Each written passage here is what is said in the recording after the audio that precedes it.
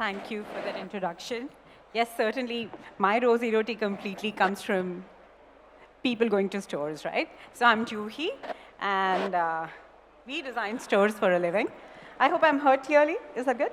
Yes? And we have this amazing panel, and we're going to talk about how is technology at the store level really just a proxy for the real human experience, or how is it really adding value to our stores? So we have some very interesting questions coming up, but before the questions come up, I have a few questions for the audience. There's a very interesting report that we've seen recently, which throws light on certain aspects of the way people are shopping at the store these days. So my first question, if you can just take a guess, is when we talk about product discovery, how much product discovery today with all the online and social media hoopla happens in person, and how much product discovery happens via social media? Anybody to hazard a guess?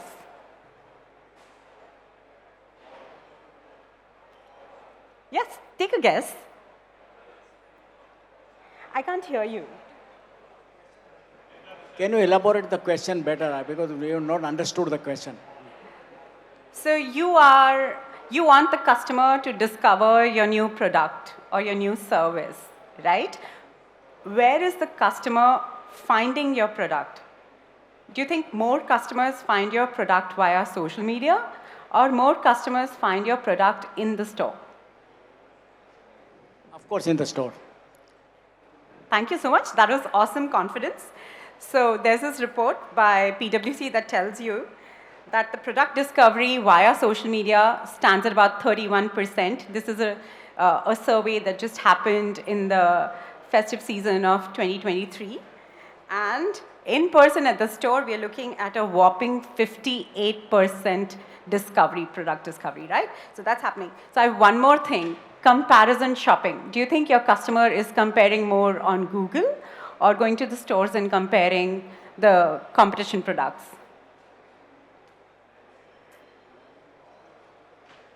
Anyone for that? Yeah. I will give you some numbers, yes? I think in the Google. They're finding more on Google? Yeah. So, sir, actually, about 40% of people are finding comparison on Google, but the people at store are more than 48%. Yeah. They're actually comparing. Very comparable. Yes. And now, the final purchase. Where do you think people are finally buying more? So they've gone, they've discovered the product, they've gone and made the comparison, but where are they buying more finally? Are they buying more at marketplaces like Amazon? Or are they buying more at EBOs? I'll quickly... Yeah, EBOs. Yes, I think now you know where I'm coming from, so I'm really making a hard sell for the stores, and people are buying about 40%. The final purchase is happening at Amazon, at marketplaces like Amazon, and in-person stores we have a whopping 54%. So I make my point. We are here for the store, and we have here technology for the stores. I'd love to introduce this lovely panel. We have Shahroz from Meena Bazaar. Hi, Shahroz. Hi. Is it? Can you hear me? Yeah. Yes. Hi. Yes. So Shahroz is besides me, he's a true blue offline person on the panel. And next we have Zahid. Zahid Ansari, welcome to the panel. Thank you, Juhi. Yes, Zahid is a through and through IT guy. He's supported retail through multiple brands, and right now he's making some amazing technology innovations at Forever New. And then we have our completely online woman. That's Muskaan. Hi, Muskaan. Hello. Hi. Can you? Hi. Yes. So Muskaan.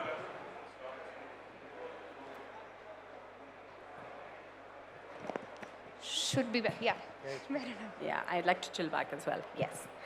So Muskaan is the founder of a digital marketing agency called Ouest.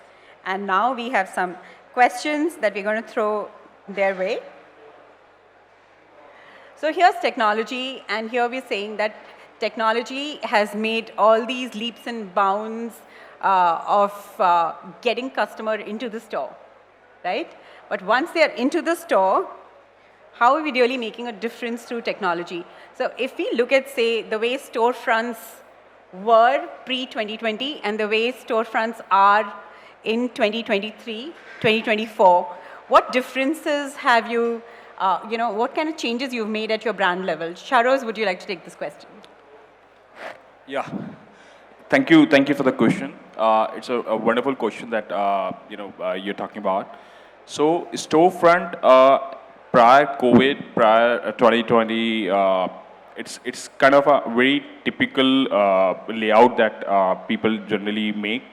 But now lot of LED walls that has to be come into place where the live videos playing right round the corner, and where brand can showcase their product line, their activities like fashion shows and all.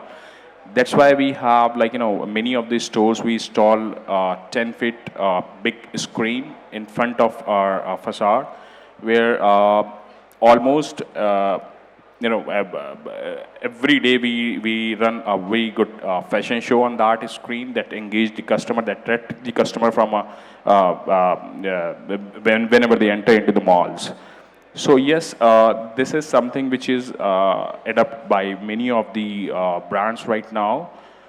Plus, we also, what Meena Bazaar has done is we have put up an informatic screen in front of the store where customer can browse the product online. If it is, they are not finding out within the store, they can browse the product on that screen and order it right away from that screen, and we'll deliver it with 24 to 48 hours, whatever be the best time we can do that by our hyper-local technology partner. So this is that facade is also working as a POS for us. So this is something which we have curated post-COVID. Yeah. So that's really interesting. You're saying you're using facade to promote your products more and more. And, we've been so far, I'm a completely store design person, and I think what we spoke in terms of branding pre-COVID, it was mainly the signage, and now we're utilizing more and more tools. Zahid, is there something that you've been trying in your multiple roles? Is there a suggestion that you've seen working very well for facades and using technology there? No, absolutely, Juhi. In fact, so we have also started putting digital screens in our store facades, and I would say that's how the technology is evolving. Technology is everywhere now, even in the storefronts, in store signages, and why not? Because in a long term, you would also see that it helps you, not it just provides a greater experience, but it is an investment which is giving a lot of values, because the screen is dynamic. The content you can change any point of time. There are IoTs based screens now, which we have started putting in our stores as well, where you can actually change the content any point of time because it is connected with the internet. There is a backend software there. So you can put a dynamic content there. You're actually not dependent on a lot of people, typically what used to happen, and you'll have to print, you have a whole system, who are going to a store and replace the content, which is completely eliminated. Now you can actually define the content, you can time the content, different time of the day, you can actually put different contents. So that's how technology is evolving, and it is helping in putting greater content, and why not? Why not you invest into technologies like that? I'm actually, that's, I think, the huge mental shift, right? I think for a long time, technology was seen as an expenditure. And here, we're talking about brands looking at technology as an investment, and not only in the back end, but this is at the store, and the whole flexibility that brings to it. And I totally agree with you, Zahid. That's such an amazing shift that we've seen in the last couple of years. We find that shift even when the store budgets are being discussed. There's so much more acceptance of the new things that can be done at the store level because of, like you said, the a sort of saving of recurring expenses that a lot of brands see a ton of value in. Yes. So In fact, to add more, so I've worked in a QSR industry.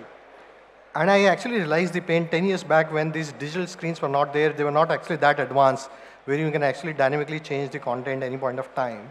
yes. And I've seen in that QSR, they used to have different menus for breakfast and different for the rest of the day. And then they'll have to put a manual kind of a system wherein you are actually replacing, from 7 to 11 was the breakfast time, and then after 11 hours, they'll have to actually change the prints, to display the menu for the rest of the day. Sure. Now with digital menu boards and all, you can actually time the screens, to change the content. You are actually not dependent on people, to change something for you. Yes, that's such a valid point. So we look at Facade as a tool to get our customers inside the store. But how is it that the stores are leveraging your skill sets, Muskaan, to get customers inside the stores? Is there something interesting that you've tried recently and that's worked? So talking about a perspective purely from Gen Z, the store experience has to be fun, exciting, immersive for them to enter to the stores. Now, digital, you can meet them, they'll want to know about your brand, they may see your products, but to bring them to the stores, you need to offer an experience which is something like they haven't seen before or something that they can Instagram, talk about. A lot of beauty brands in today's times, they are doing a lot of immersive stuff. They are involving gamification. There are the kind of launch events that they are hosting. They're trying to engage with the Gen Z. Their products are being spoken about. And that space, I feel like Gen Zs are really interested in. So I believe that brands should be pushing more and more towards creating more games-based experiences in stores, something that can be Instagram, Snapchatted. Yes. So that's great. And yes, we're talking about gamification, and that's one way of discovering the way a product can work for you. But we're always talking about how much product we are able to, that's like the big challenge, right? A store size is finite. And we're always talking about how e-commerce makes, the endless opportunities open to the customer. And then we talk about endless aisles and how we use technology to make sure that our customer at the store has so much more access to much more product than they used to have. What are some things that you have been trying at the store level, Zahid, to make so much more product available and easily accessible to the customer? Yeah, I know endless aisle is a great tool. In fact, in one of my organizations previously, we were trying to implement, so the technology was not that advanced, and we have actually developed endless aisle at our end internally. And it's a great tool because you don't want to miss the customer. It helps in a way that if a customer has liked something and either the size is not available or the color is not available or the customer has cleared his mind that he wanted to buy the product. So endless aisle is a great tool, to explore whether that product is available in any other channel or in any other store, and you don't lose the customer. You ask the customer, to make the payment, buy it. You convert that, you complete that transaction in the store, and it really helps. And that is part of the omni-channel experience or journey that we are talking about in a lot of forums. And in fact, every brand is now desiring to do a complete omni-channel kind of an experience. So it's a part of journey now. It's a great tool. Shahroz, how is it that you've leveraged technology to expand, the offerings that you have at the store level? Is there something interesting that you've observed or something different that's specific to customers that you've been able to enable? So, again, technology is something which, we can't, what I can say, we have to adopt the technology in every way, and technology is the only way to go ahead. So that's how we design our campaigns, and we do that campaigning on the social media as well, brought that customer into the in-store shopping with us. We just now we have started on a Mother's Day that, a lovely campaign, half of the age of your discount, that has been running on the social media, and whenever customer can come onto the store, they can present the code, and we can give them the discount directly from there. So yes, yeah, in many cases, technology helping us to get the more customer into the store, and we also creating conceptual designing in the store, so that customer can see a lot of pictures, lot of what I can say, the catalog, a digital catalog on the screens, and on the fabric boxes that we store in the within the store. So many times customers are sitting on the chair and seeing the sari, but in just a second, he or she can see the fabric boxes stored at on the wall, and she immediately asks that, is this available in the store? So that sari I want. So this is something, really help us to get the more data of the consumer, what consumer want from us, and we specifically working on that as well. How can we digitalize that thing as well? It is not be static. It should be a dynamic, and every time a new kind of product can be displayed on that wall itself within the store. That's a very interesting methodology, I would say, especially in ethnic wear, right? So ethnic wear is something which is, ethnic wear is something which, is a touch and feel factor that drives the customer. So in our case, if it's a bridal wear, it's a designer wear, it's a celebration wear that we are into. So customer very choosy and very, what I can say, very fiery kind of a thing here. Is this the right product that I am choosing? But yes, because of that testimonial kind of a thing that we run on our big screens and on our social media, that's where the technology help us creating that whole ecosystem. Yes, this brand is the trusted brand, and that trust factor is something which is we built from last 54 years, and now this is like, generation business that is we are running, and that's where the technology is playing a vital role in building up that trust, and or making that trust more solid. That's amazing. I mean, to use technology to enhance the touch and feel experience. I like the idea of swatches. So far, I've only seen that in, say, home product stores, where you have more fabric swatches available than, beyond the stock that's available at the store. It's really interesting to see that you're using that in a fashion kind of product line, and that's really interesting. So how do you think technology can enable, going to a store is about touch and feel, right? That's really the bottom line of it. But how have you experienced that technology enables further touch and feel? We talk about all these touch points at the store, right? You go look at the product, and then you want to try it out. Say in fashion, you want to go try the product at the trial room. Are there ways, we've heard some interesting examples of, say, you go to a trial room, and in a Gap showroom, you don't need to step out of the trial room if your size is wrong, but you can raise a request for a different size. So these kind of things where a customer is intimately experiencing the product, how have your experiences been? How have you really used technology to make that experience of feeling the product even more intense or even more better?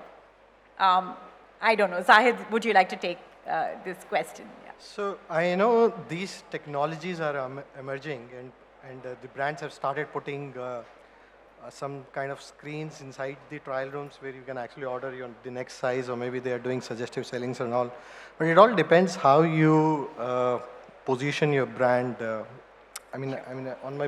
As a personal opinion, I don't feel comfortable having a technology inside a trial room. That's my personal choice. Yeah, sure. But yeah, it depends on brand to brand. At Forever we're keeping it simple. Whatever technology that we're using is only to help customer, to discover the brand, help them, buying the product, experience the product. But we are not in that direction, to put something inside the trial rooms and all. There are different ways that we are helping customer, to discover the products. Once they're inside the store, we are, in the process of putting basic things like putting a QR code, to get more details about the product. Like if they like something and they wanted to know more about that product, how it looks and how it feels, whether it's any influencer or any brand ambassador has tried that, how it is looking on them, whether they wanted to see a brand story, brand films, explore these kind of things. This is where we're using technologies, to help them make the decision. Yep, that way. Thank you. Muskaan, you were telling us about, gamification. And are there any instances of, again, touch and feel marrying gamification, enhancing the experience in the moment when you're really looking at the product or service that you've come across and that you feel has worked very well for your customers? Gen Z customers, we would love to hear some perspective there, yes. Lots and lots, actually. Very recently, about 2 weeks ago, a colleague of mine went to Tokyo for a short trip, for short vacation. She mentioned that she's going for a new collection launched by this brand called Coach. So I said the same brands there in India also. Why are you going? Absolutely. What's the purpose of wasting your days on that? So she mentioned, no, there's a whole event happening. What Coach did was exactly, they had a treasure hunt happening at the place wherever they hosted that pop-up in Tokyo. The treasure hunt had different areas across the store. They'd leased out a small space, a pop-up space where they were doing this. There was a photo booth. There was some snack section related to the theme, and multiple other things. So as you go across one section to the other, you get a stamp. And by the end of the experience, once you've collected a set of stamps, you get a small gift or something. The whole experience to her was so special that she ended up taking 5 more people with her, ended up speaking about it, putting it on her Instagram. The whole thing became a deal that I got to know back here in India that, that has happened, and there was a whole thing. So that's what I'm speaking about. When brands start doing this, I feel like more and more people want to talk about the brand awareness increases drastically. So this is something, that small anecdote that I heard about gamification very recently. Yes, and it pays in terms of more and more people going back to the store. Yes. And, so goes on the circle of life. And so we're talking about the consumer experiencing the product in a much more impacted, enhanced manner.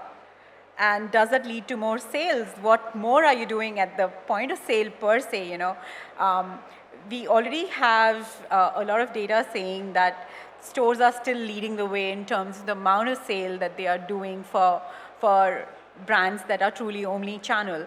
But what difference have you observed technology in making the point of sale experience smoother or richer? Any one of you would like to take a question like that, So here I go to make a transaction, and how is technology really making it easier for me at the store? So if I can add that, because we did that in one of my previous organizations, we have completely eliminated the cash desk from the store. Because as you know that retail space in India is very expensive, so every square feet is important, and you are putting a big cash desk in the center of the store or in the corner of the store, and you are occupying a space, so you are actually missing. But at the same time, again, it depends on how you position your brand. The cash desk is also a point where you actually interact sometimes with the staff. Specifically in a fashion, you wanted to put your product on a desk somewhere and wanted to see something, but technology can help completely eliminate that. You can completely move your point of sale over the mobile. You don't need the desk or big computers as such, to make the billing. This is how I think it is implementing. Yeah. We are doing that all the time as well. So more and more of our clients are telling us that really do we need to really have that place which is point of sale. And yes, so here our customer has hopefully she's picked up her goodies, and that's almost instead of waiting for the product to reach you, you've gone to the product and picked it up. That's instant gratification as we talk about in retail. I want to add something in please. this. So we, in our case, it is something, customer are of 3 generations that shopping from us. So Gen Z, Gen X, and then, that Dadi wala period as well. So for us, it is not viable to get more and more technology into the system. But yes, as Zahid is saying that, it should be more simple. So that it should be acceptable on every, what I can say, generation point. So whether it's Gen Z, Gen X, or the millennials as well. So it should be acceptable in every form, and it should be simple, very specific and very simple. So this is what I want to add here. Thank you. That's a very valid perspective, Shahroz. Yes, we are a melting point of different generations at this point in time with different ways of approaching the shopping experience. So our grandmothers still want their, that feeling to give cash at the counter rather than paying a UPI or a kind of a thing. So that feeling, we don't want to ruin that thing. So that's the thing. Yeah.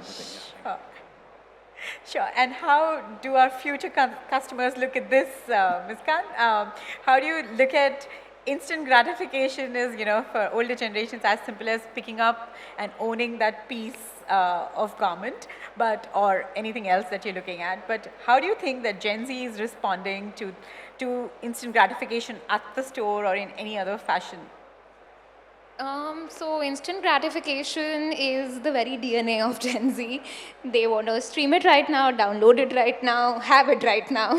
So if I see a product on Instagram, the reason why I think stores, shopping centers are doing very well with the Gen Zs is because if I see something, I want to have it right now. I don't want to have that waiting period of, let's say, 24 hours or 48 hours. I want to experience the product at that stage. So instant gratification is something just natural to us. That's the way we see it. I don't know any better. So do you have any interesting points on, do you think Gen Z is still shopping more at the store, or are they buying? What are the kind of conversations that we are having in the, amongst the brands that, are we capturing Gen Z more at the social media or online level, or are we really having a go at having them at the offline stores?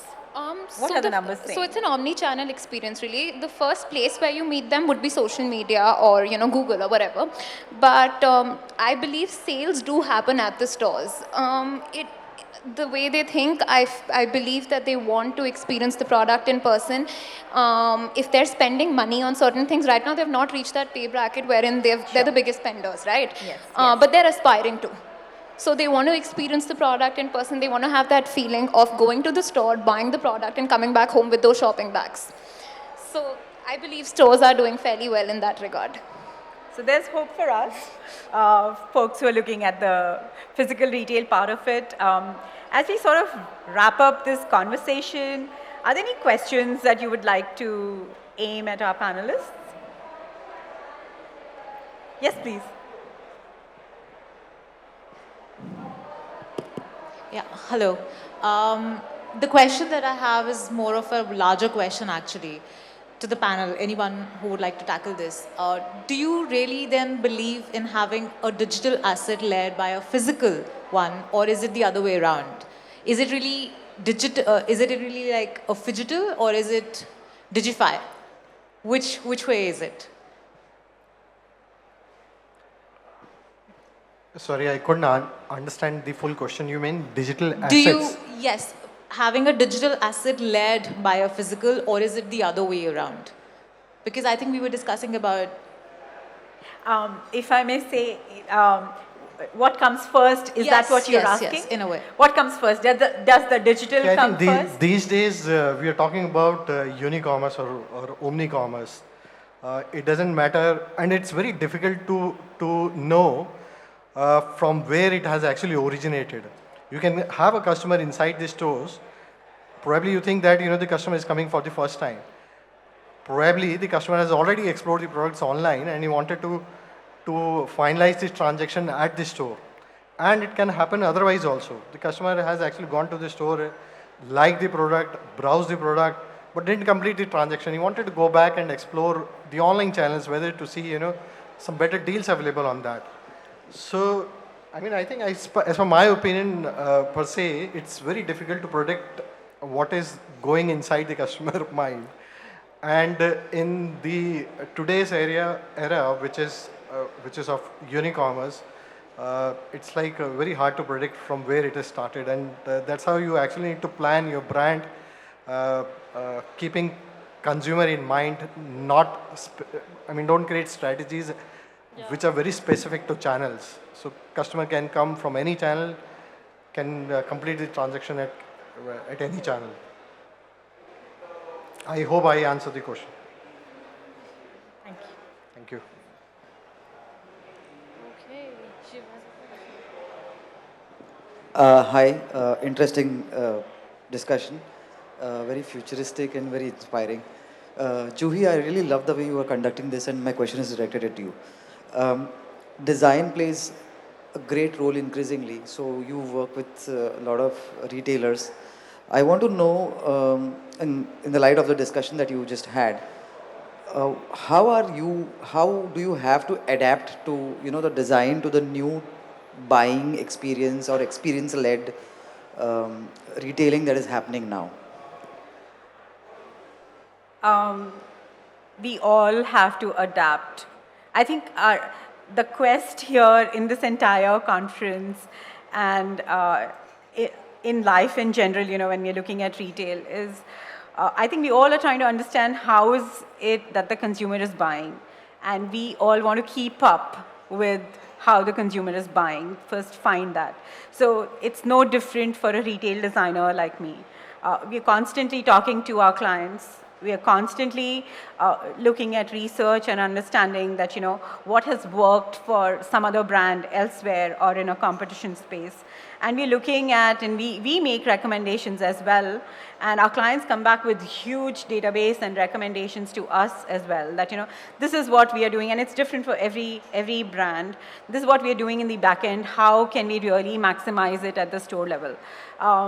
Sometimes the tweaks are very small. You're just enabling an extra screen. You're making sure that whatever they're doing in the back end manifests easily at the store. So physically, you may not see too much change at the store level, but it's the invisible that's changing very rapidly. Am I right when is it fair when I say that? So, when you walk into a store, say if you walked into a store pre-pandemic and you walk into a store now, the overt changes may not be too much, but it's the subtle changes that is what are really changing the experience. Design is still important to create the drama, but more and more we are utilizing technology to create the subtle drama, the change in the experience. Have I answered what you Yeah, almost. So what is the top demand that retailers are making of designers these days? Actually, the top demand is for us to understand how they're conducting their business and how it's changing with time. No, in terms of how it is translating into a store. So are they asking for more kiosk kind of thing? Are they asking for AI? I don't know. Definitely, an O2O kiosk is something a lot of retailers are asking. Sometimes it gets filtered down based on the location and the kind of customer or even the budget for the store.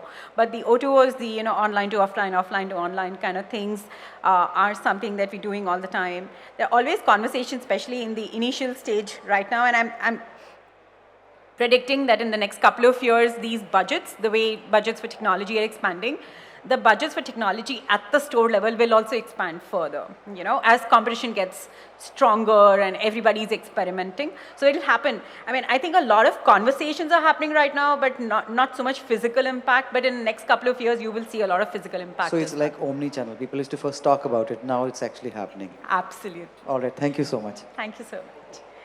Any more questions?